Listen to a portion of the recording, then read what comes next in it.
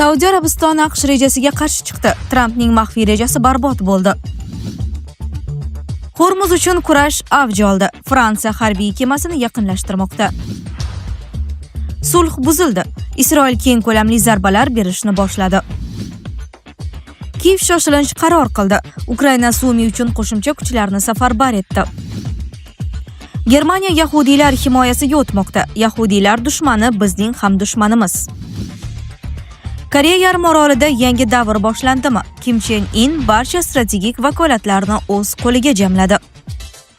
Dunyo siyosatini biz bilan faol kuzatib borayotgan tomoshabinlarga assalomu alaykum.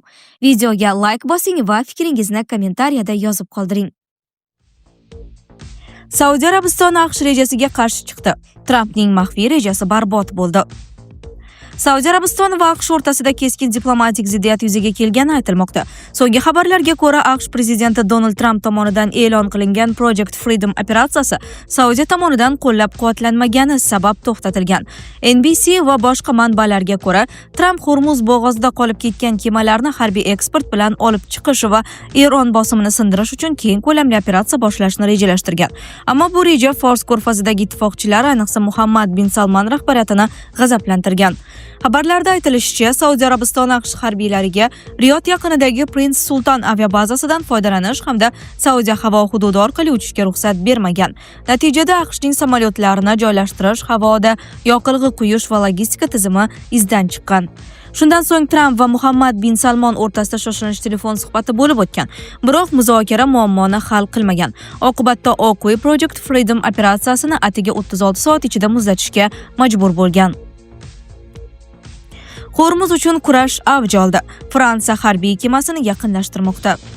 Emmanuel Macron va Masud Pezeshkian o'rtasidagi telefon suhbati Yaqin Sharqdagi vaziyat yanada keskinlashayotgani bir paytda bo'lib o'tdi. Fransiya prezidenti suhbat davomida ayniqsa Hormuz bo'g'ozidagi vaziyatdan jiddiy xavotir bildirgan. Macronning ta'kidlashicha, Ba hududidagi fuqarolik infratuzilmasiga qilingan hujumlar hamda bir nechta savdo kemalariga zarba berilishi xalqaro savdo va energetika xavfsizligi uchun katta tahdidga aylangan. Macron Hormuzdagi blokada darhol va hech qanday shartsiz bekor qilinishi kerakligini aytib, xalqaro dengiz yo'llarining ochilishi butun dunyo iqtisodiyoti uchun muhim ekanini urg'ulagan. Fransiya va Buyuk Britaniya hozirda Hormuz bo'g'ozida xalqaro dengiz xavfsizlik missiyasini shakllantirish ustida ishlayotgani ham ma'lum qilindi. Bu missiyaga 40 dan ortiq davlat qiziqish bildirayotgani aytilmoqda. Rejaga ko'ra, missiya urushayotgan tomonlardan alohida faoliyat yuritadi va asosiy maqsad savdo kemalari harakatini xavfsizlantirish bo'ladi. Macronning aytishicha, Fransiyaning yadro dvigateli Charles de Gaulle aviatashuvchi kemasining Qizil dengiz tomon harakatlanishi ham aynan shu strategiyaning bir qismi hisoblanadi.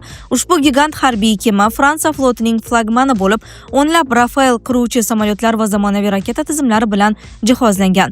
Hozirda u Suvash kanali orqali Qizil dengizga yaqinlashayotgani aytilmoqda. Ma'lumotlarga ko'ra, Fransiya bu tashabbus orqali bir vaqtning o'zida bir nechta maqsadni ko'zlamoqda. Birinchidan, global neft tashuvlarini himoya qilish, ikkinchidan esa Eron bilan to'g'ridan-to'g'ri katta harbiy to'qnashuvning oldini olish. Chunki Hormuz bo'g'ozi orqali dunyo neftining katta qismi o'tadi va bo'g'ozning yopilishi global bozorlarda keskin inqiroz keltirib chiqarishi mumkin.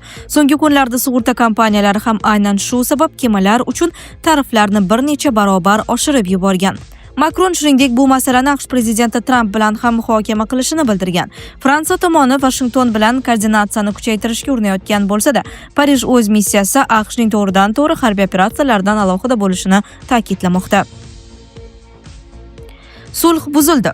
Isroil keng ko'lamli zarbalar berishni boshladi. Isroil va Hizbulloh o'rtasida sulh kuchga kirganidan beri ilk bor Isroil harbiy havo kuchlari Bayrut chekkasiga aviazarba berdi. Bu haqda BBC xabar berdi. 6-may kuni Benyamin Netanyahu va Isroil mudofaa vaziri Katsning ma'lum qilishicha, hujumning asosiy nishoni Radvan elit bo'linmasi qo'mondoni bo'lgan. Ularning aytishicha, ushbu bo'linma jangchilari Isroil hududlarini o'qqa tutish va Isroil harbiylariga hujumlar uyushtirish uchun mas'ul bo'lgan. Ma'lumotlariga ko'ra, zarba oqibatida Radvan qo'mondoni Malik Balut, uning o'rinbosari va yana bir nechta jangchi halok bo'lgan. Ma'lum qilinishicha, Isroil maxsus xizmatlari aniq razvedka ma'lumotlarini olganidan keyin hujum amalga oshirilgan. Balut Bayrutning Dahya tumanidagi kvartiralardan birida yashiringani aytilmoqda. Operatsiya davomida taxminan 10 ta og'ir aviabomba tashlangan. Shuningdek, AQSh hujum haqida oldindan xabardor qilingani va bunga rozilik bergani aytilmoqda. Mojaro yana keskinlashishi mumkinligi sababli Isroil shimolida yuqori jangovar tayyorgarlik holati e'lon qilingan. Livandagi sulh rejimi 17-aprel kuni kuchga kirgan edi. Uni AQSh prezidenti Donald Tramp hamda Netanyahu bilan o'tkazilgan muzokaralardan keyin e'lon qilgan. Shundan so'ng Tramp Livan va Isroil yetakchilarini Oq uyga uchrashuvga taklif qilgan edi. Ammo keyinchalik Isroil Hizbullohga qarshi harbiy operatsiya tugamaganini bildirgan. Bu holat hayot sifatiga ta'sir qilyaptimi? Oilaviy hayotda zaiflik, stress va ishonchsizlik olib kelyaptimi? Vulkan erkak kuchi va ishonchining yangilangan manbai. Prostata bezi adenomasi surunkali prostatitdan qutulishga yordam beruvchi ishonchli formula. Atigi 5-7 kun ichida natijasini sezasiz. O'zingizni yengil va ishonchli his eting. Vulkan siz izlagan tabiiy yechim. Kiyev shoshilinch qaror qabul qildi. Ukraina Sumi uchun qo'shimcha kuchlarni safarbar etdi. Rossiya qo'shinlari mintaqada ilgarilayotgani sababli Ukraina qurolli kuchlari qo'mondonligi Sumi yo'nalishiga Kiyevdan qo'shimcha zaxira kuchlarini yubordi. Bu haqda RIA Novosti kuch tizilmalaridan manbalarga asoslanib xabar berdi. Sumi viloyatida qo'shinlarimiz ilgarilayotgan fonida UKK qo'mondonligi ushbu front uchastkasiga zaxiralarni yuboryapti degan agentlik suhbatdoshi. Manbaga ko'ra, bu haqdagi ma'lumotlar Ukraina volontyorlarining xabarlarida ham uchramoqda.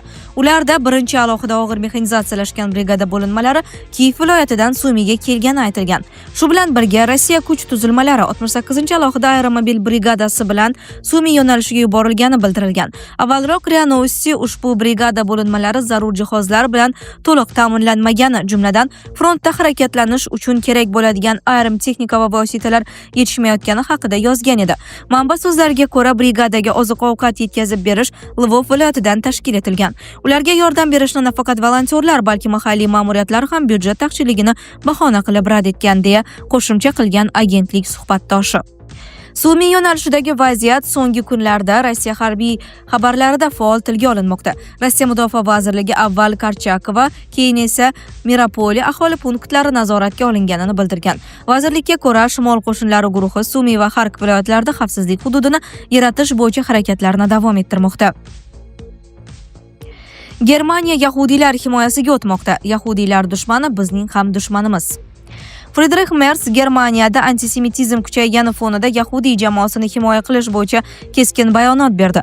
Berlindagi yahudiy ta'lim markazida o'tgan Xristian demokratik ittifoq yig'ilishida so'zlagan Merz yahudiylar hayoti Germaniyaning bir qismidir deya ta'kidlab, Germaniyada yahudiylarga qarshi qilingan har qanday hujum mamlakat jamiyati va demokratiyasiga qarshi hujum sifatida baholanishini aytdi.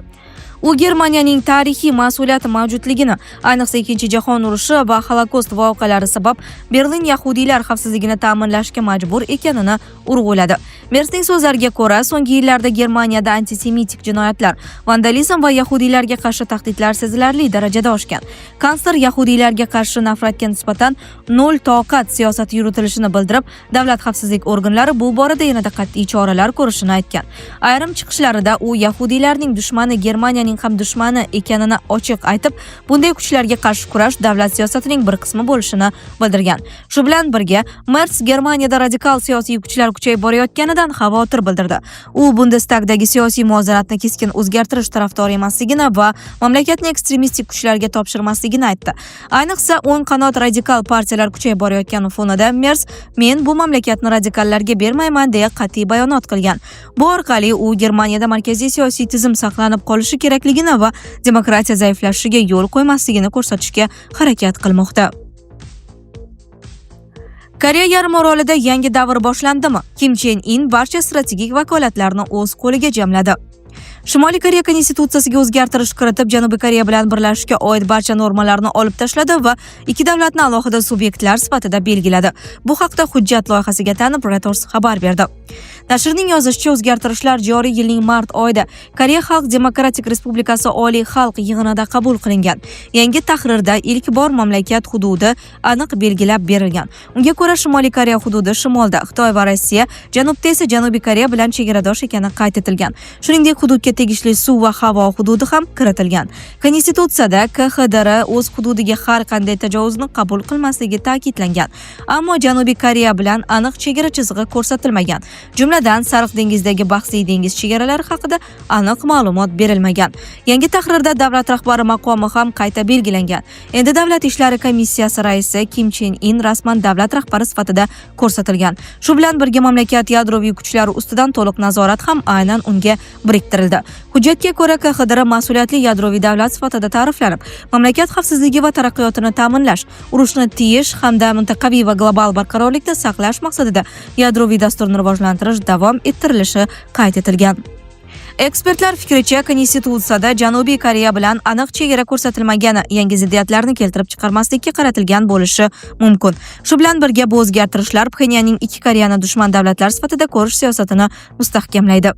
Sizlarga yetkazmoqchi bo'lganlarimiz shulardan iborat edi. Dunyo yangiliklaridan uzoqlashmang.